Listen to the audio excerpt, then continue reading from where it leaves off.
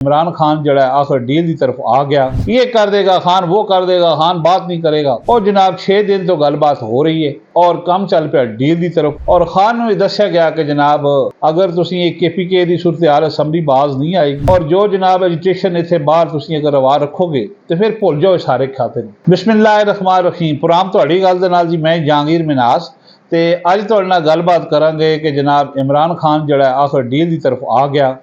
और जोड़े बड़े बुलंद बांध दावे किए जा रहे पार्टी की तरफों, कारकुनां की तरफों, सियासी रहनुमावां की तरफों और खुसूसन जी वकला ने काम चुकया होया, ये कर देगा खान, वो कर देगा खान, बात नहीं करेगा। और जनाब 6 दिन तो गलबात हो रही है और कम चल पे डील की तरफ। और खान में दस्या गया कि जनाब अगर तुसी KPK की सूरत हाल असम्बली बाज नहीं आएगी, जो उत्थे तकरीरां हो रही हैं और जो जनाब एजुटेशन इतने बाहर तुसी अगर रवा रखोगे तो फिर भुल जाओ सारे खाते। इस डील का नतीजा है कि अज जनाब उन्होंने एहलिया बुशरा बीबी बाहर आ गई ने। होर जोड़े पार्टी के रहनुमा ने जोड़े जनाब एहतजाज की काल के दौरान अंदर गए सन, वो भी कुछ बाहर आ रहे हैं। साल 1.5 साल का जनाब इन्होंने पैगाम दिता गया कप्तान को कि तुसी खामोश रहना और ये सारा सिस्टम चलन देना, क्योंकि सिस्टम के जोड़े गरंटर ने उन्होंने भी गल कही साड़ी एस्टैबलिशमेंट को कि जनाब ये मुल्क मुतम्मल नहीं हो सकता, पैसे असी दे रहे हैं, तुसी मुल्क चो एजुकेशन आए रोज़ हड़ताल, एहतजाज, सिक्योरिटी इशू, रोडां बंद, नौजवानों के मुजाहरे, यह सिस्टम को क्लोज करो, वाइंड अप करो और अपनी मुल्क की तरक्की के बारे अगर मिल के चलो। लिहाजा खान को जो पैगाम दिता गया उन्होंने गल समझ आ गई है इस किस किस्म का निज़ाम है जनाब इतना अदालती भी सियासी भी। और चूँकि खान की परवरिश भी कुछ ऐसे ही दोस्तों की थी जिन्हें तो उनकी शुरुआत हुई, वो सियासत का आगाज़ होया। और असी पंजाबी दे अखान कहने जिन्होंने असी अंग्रेजी के ओल्ड सिंह कहने कि बिली शीं पढ़ाया तो शीं बिलियाँ खान आया। ये हिसाब हो गया खान का, जिन्हें पार्टियां को पढ़ाया जितों काम शुरू होया ये उन्होंने जनाब सीधा हो गया। लिहाजा हुण इस चीज़ की समझ आ गई है, देर आए दुरुस्त आए, रियलाइज हो गया उसको कि किवें निज़ाम चलना है, किवें पॉलिटिक्स चलनी है, किस तरह खाता चलना है, किस तरह जिंदगी अगर चलनी। सियासी पार्टियां साढ़े मुल्क दियाँ जड़ियाँ जनाब बनदियाँ और टुटदियां रहंदियां ने और नज़रिया जरूरत के मुताबिक जनाब लोग इधर चले जाते हैं, फिर शाम आती इधर वापस आ जाते हैं।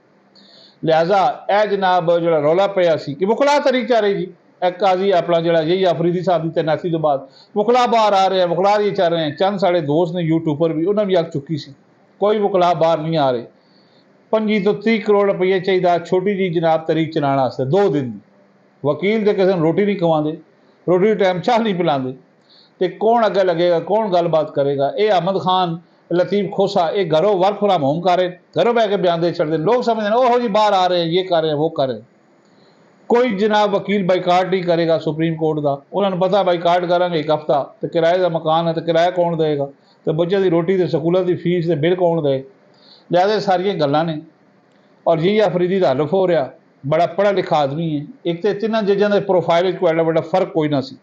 जहर अच्छी सुनिए ने GC का पढ़िया होया, कैमरे तो ला किया होया, फिर ट्राइबल एरिए का पहली गल है कि जनाब अगला जो चीफ जस्टिस सी बलूचिस्तान दसी और ये जो KP तो जरा सबक फाटा का एरिया है। और यह जो लोग कहते सन कि साड़ियाँ महरूमियां सानू जनाब कुछ नहीं दिता जाता, उन्होंने बकायदा पाक फौज भी हिस्सा दिता जा रहा, यानी जी कमीशन की उन्होंने कोटा मुकर्रर है।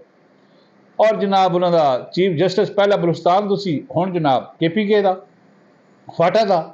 लिहाजा जोड़ा भी इतने वज़ीर आज़म बनता है जनाब जो इलैक्शन होता है और असी उत्थे लिया बोरी वज़ीर आज़म वो भी बलूचिस्तान तो आता, उसकी महिला लाटरी निकलती। लिहाजा लोगों का कहना घर बह के कि जनाब इन्होंने सूबों में महरूमी है, इन सूबे में कोई नहीं दी जा रही, क्वेश्चन प्रॉपर हिस्सा नहीं दिता जा रहा, सब कुछ दिता जा रहा है। हाँ, इन्हों के सिरदार बलूचियां के पैसे लैके अगे आवाम तो 100 2 रुपए लै दें, ये तो उन्होंने अपना कसूर है, हुकूमत का या साड़ी रियासत का कोई कसूर।